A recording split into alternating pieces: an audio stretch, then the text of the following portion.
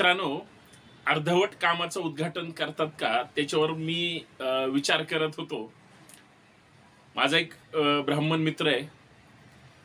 त्याचे आजोबा किंवा त्याच्या घरामध्ये पहिल्यापासूनच धार्मिक विधीच्या कार्यक्रमाबद्दल मग पत्रिका पाहणं असेल किंवा वेगळ्या वेगळ्या गोष्टी केल्या जातात.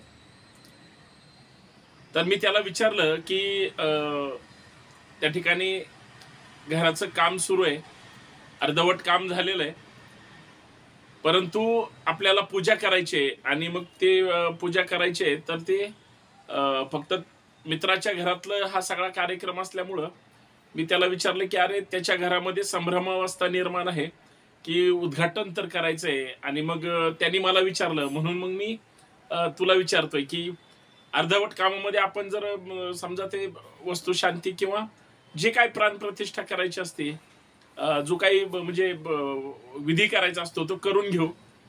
कारण नंतर तो एकदा परदेशामध्ये गेला तर त्याला वेळ नाही मिळणार. कारण कामाच्या निमित्तानं तो माझा जो मित्र आहे तो परदेशात असतो आणि दुसरा जो माझा लहानपणीचा हा ब्राह्मण मित्र आहे, तर मग महत्वाचा सल्ला, कारण देवबाप्पांकडून महत्वाचा सल्ला मिळत असतो. मी त्याला ते विचारल्यानंतर तो म्हणला खरं तर आपल्या संस्कृतीमध्ये असं अर्धवट काम ठेवून किंवा अर्धवट काम म्हणजे न ठेवता पूर्ण करूनच ह्या सगळ्या गोष्टी केल्या पाहिजेत.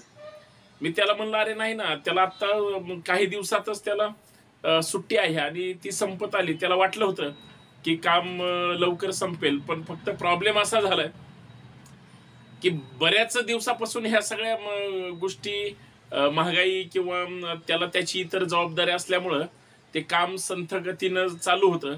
तो काय आता थांबू शकत नाही. शेवटी नोकरीचा किंवा रोजगाराचा प्रश्न महत्वाचा आहे आणि तो सोडवण्यासाठी त्याला जावंच लागेल.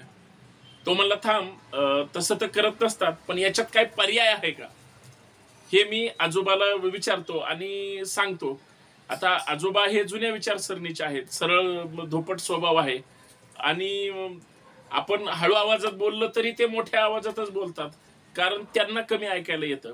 पण त्यांना काय बोलायचं हे आजही वयाच्या साधारणतः 84-85 वर्षी व्यवस्थित समजतं. तो म्हणला मी त्यांना विचारतो आणि संध्याकाळी तुला सांगतो. तर मग संध्याकाळी नाही, परंतु दुसऱ्या दिवशी सकाळी त्याला फोन केला की अरे तू विचारलं का आजोबाला, कारण शेवटी देवबाप्पाला विचारल्याशिवाय विधी करत नसतात. आणि खास करून तो माझा जो मित्र आहे, जो परदेशात जाणार आहे, ज्याच्या घरातली पूजा आहे, 100% वारकरी कुटुंब आहे. वारकरी कुटुंब शक्यतो हे पाहत नाही. त्यांचा एकच देव ठरलेला आहे, ते म्हणजे पंढरपूरचा विठ्ठल. तर किंवा मग तुळजापूरची तुळजाभवानी, जेजुरीचा खंडोबा, असे हे 2-3 त्यांचे देव फिक्स आहेत. ते चौथ्या देवापर्यंत म्हणजे त्यांची इच्छा नसते किंवा ते विचार करत नाहीत. पण ते म्हणले ठीक आहे बाबा, पोरग जाणार आहे तर लवकर करून घेऊ. स्लॅब झालेला आहे, त्या ठिकाणी पूर्ण विटाचं बांधकाम झालेलं आहे, पायऱ्यांचा टप्पा सुद्धा झालेला आहे. बाहेरून अर्धवट प्लास्टर झाले, म्हणजे उद्या परवा 2 दिवसात बाहेरचं प्लास्टर कम्प्लीट होईल. आतलं प्लास्टर आणि खालची फरशी एवढंच त्या ठिकाणी शिल्लक आहे.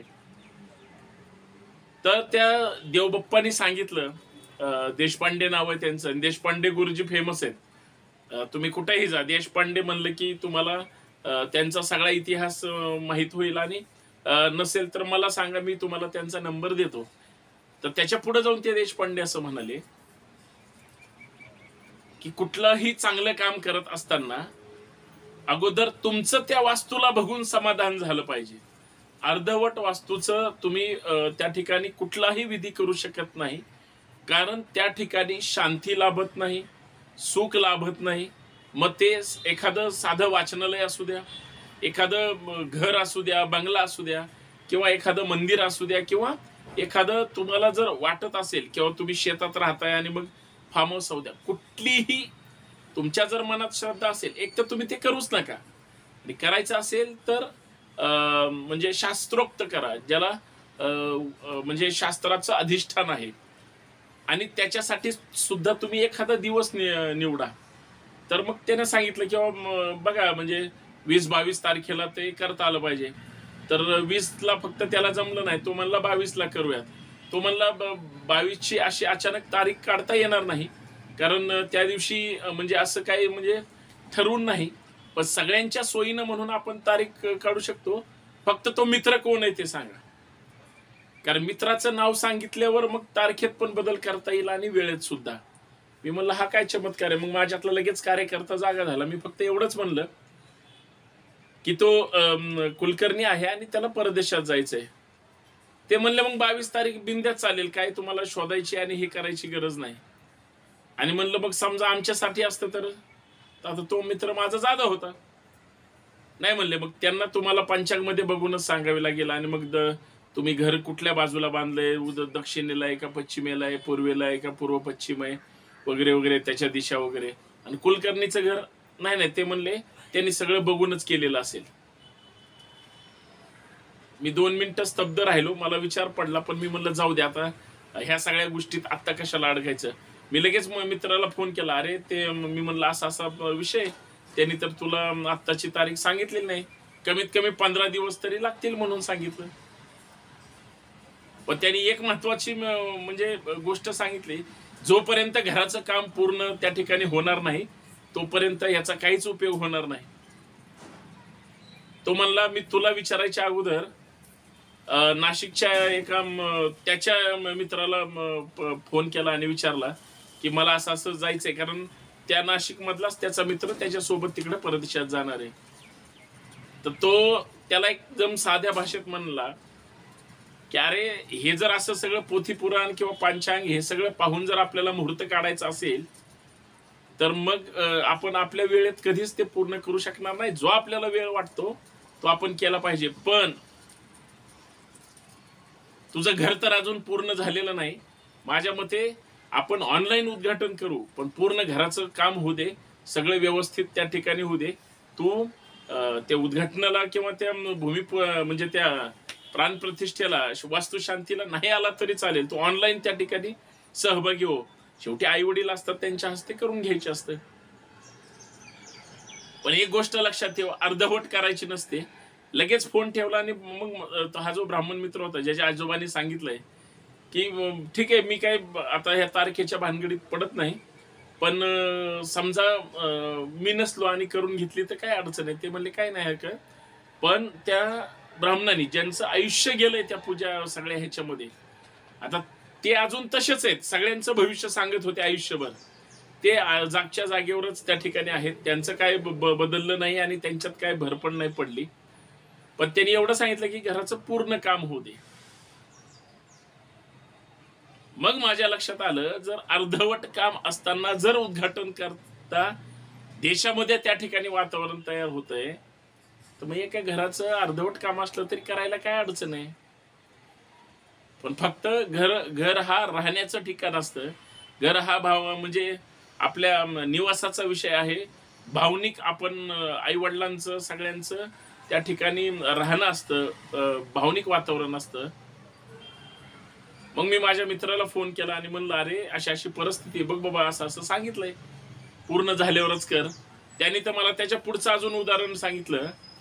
जर अयोध्यामध्ये राम मंदिराचं अर्धवट 60-70% काम झालेलं आहे, अजून जे महत्वाचं काम आहे मेजर वर्क जे आहे ते अजून म्हणजे 30% तरी कमीत कमी अर्धवट असताना जर त्याचं उद्घाटन होऊ शकतं तर मग आपल्या घराला काय अडचण आहे. म्हणजे रामाचं मंदिर तर फार श्रद्धेचा विषय. खरं तर अजून 2-4 महिने थांबले असते तर पूर्ण काम झालं असतं, पण आचारसंहिता लागेल ना लोकसभेची, आणि मग ते ह्याच सरकारने केलंय हे सांगता येणार नाही, क्रेडिट. आणि म्हणून मग ते काम होतंय असं म्हणल्यानंतर तो ज्या पद्धतीनं मला त्याने उत्तर दिलं किंवा ज्या पद्धतीनं त्याने भूमिका मांडली, मी सुद्धा एकदम चाट पडलो की ही गोष्ट खरी आहे. अर्धवट त्या मंदिरासाठी, अर्धवट कामासाठी, फक्त मतांचं राजकारण करण्यासाठी किंवा देशभरातलं आपलं नेटवर्क वाचून अर्धवट काम आहे हे डोक्यातच लोकांचे येऊ द्यायचं नाही. एवढी मार्केटिंग करायची की मंदिर पूर्ण 100% रेडी झालंय अशा पद्धतीनं जर भूमिका मांडून जर हे सगळं होत असेल तर हे किती दुर्दैवी आहे आणि किती विचार करण्यासारखं आहे. म्हणजे सुशिक्षित लोकांना ह्या सगळ्या गोष्टी कळतायत, सर्वसामान्य लोकांबद्दल बोलतो मी. मग देश चालवणाऱ्या लोकांना अर्धवट कामाचं उद्घाटन का करायचंय? एकतर मतासाठी, स्वार्थासाठी, स्वतःच्या आणि पक्षाच्या नावासाठी आणि जनतेला पूर्ण भावनिक करण्यासाठी. या 5च गोष्टी आहेत. त्याच्यातूनच लोकसभा अख्खी हाणून टाकता येईल. कदाचित स्वप्न असेल जिंकता येईल, परंतु एवढं सोपं असतं का? कारण विनाकारण काहीतरी वेळ काढूपणा करून हे सगळं करणं शुद्ध वेळ काढूपणा आहे. बघा, अर्धवट कामाचं उद्घाटन नसतं, एवढंच मला या ठिकाणी सांगायचंय. जय जाऊ, जय शिवराय.